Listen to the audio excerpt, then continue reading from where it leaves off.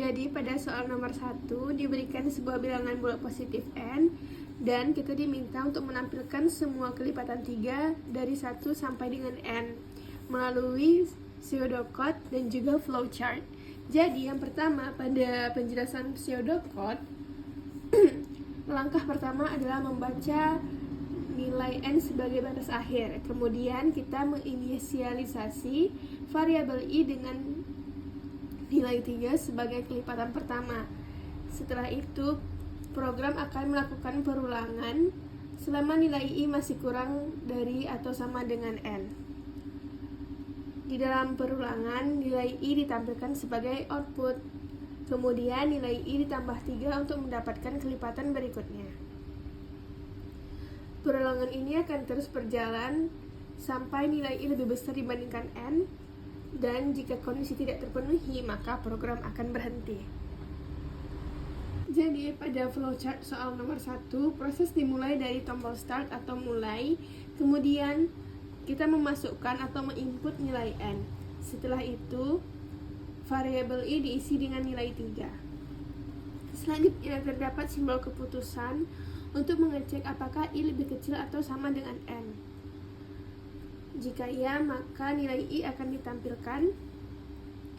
Kemudian i ditambah 3 dan kembali ke proses pengecekan.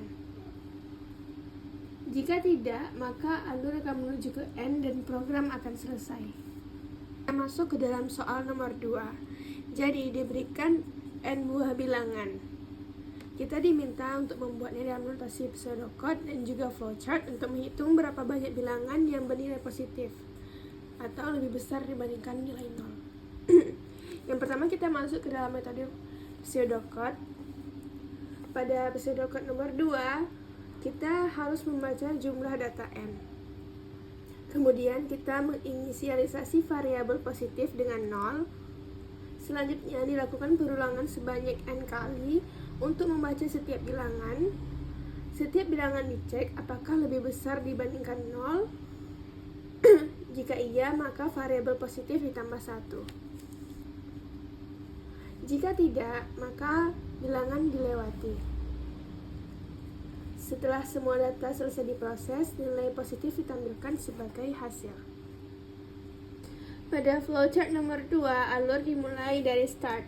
Kemudian kita memasukkan nilai n. Lalu, variabel positif diisi dengan nilai 0. Program membaca bilangan satu persatu. Setiap bilangan diperiksa apakah lebih besar dari 0. Jika iya, maka positif akan ditambah 1. Dan jika tidak, proses berlangsung ke bilangan berikutnya.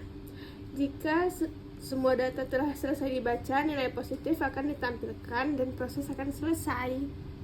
Jadi pada soal nomor 3 diberikan n buah bilangan. Buatlah algoritma dalam notasi pseudocode dan flowchart untuk menghitung rata-rata hanya dari bilangan genap.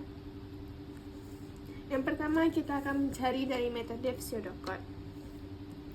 Pada pseudocode nomor 3 kita akan membaca nilai n terlebih dahulu. Kemudian kita menyiapkan dua variabel yaitu total dan juga count dengan nilai awal 0.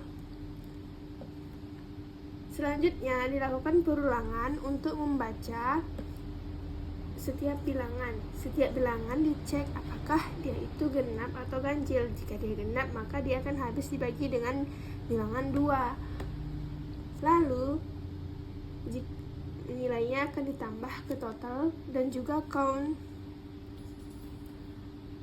ditambah masing-masingnya 1.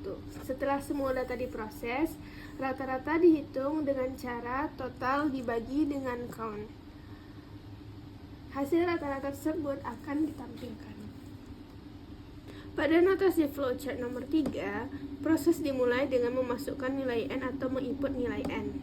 Kemudian variabel total dan count diinisialisasi dengan 0. Program membaca bilangan satu persatu. Setiap bilangan diperiksa apakah genap. Jika dia genap, maka nilai ditambahkan ke total dan count ditambah 1. Dan jika tidak, bilangan dilewati.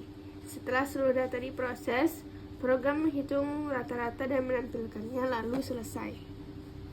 Jadi pada soal nomor 4 kita diberikan beberapa bilangan. Lalu kita diminta seperti soal sebelumnya membuat dalam notasi pseudocode dan juga flowchart untuk menghitung selisih antara nilai terbesar dan juga nilai terkecil. Kita akan masuk ke dalam notasi pseudocode terlebih dahulu. Pada pseudocode soal nomor 4 kita diminta untuk membaca jumlah nilai n dulu untuk pertamanya. Setelah itu bilangan pertama dijadikan sebagai nilai awal maksimum dan juga minimum. Kemudian program akan membaca bilangan berikutnya satu persatu. Setiap bilangan dibandingkan dengan nilai maksimum. Jika lebih besar maka nilai maksimum akan diperbarui. Kemudian dibandingkan juga dengan nilai minimum. Jika nilai lebih kecil maka nilai minimum diperbarui. Setelah semua data selesai diproses, selisih dihitung dengan rumus maksimum dikurangi dengan minimum, dan hasil selisih tersebut akan ditampilkan. Jadi pada notasi flowchart kita mulai dari start, lalu menginput atau memasukkan nilai n. Bilangan pertama akan dijadikan nilai maksimum terlebih dahulu dan juga nilai minimumnya. Kemudian bilangan berikutnya akan dibaca satu persatu. Setiap bilangan dibandingkan dengan nilai maksimum dan juga dibandingkan dengan nilai minimum. Apabila lebih besar dari nilai maksimum maka nilai maksimum akan diperbaharui, dan apabila lebih kecil dari nilai minimum maka nilai minimum akan diperbaharui.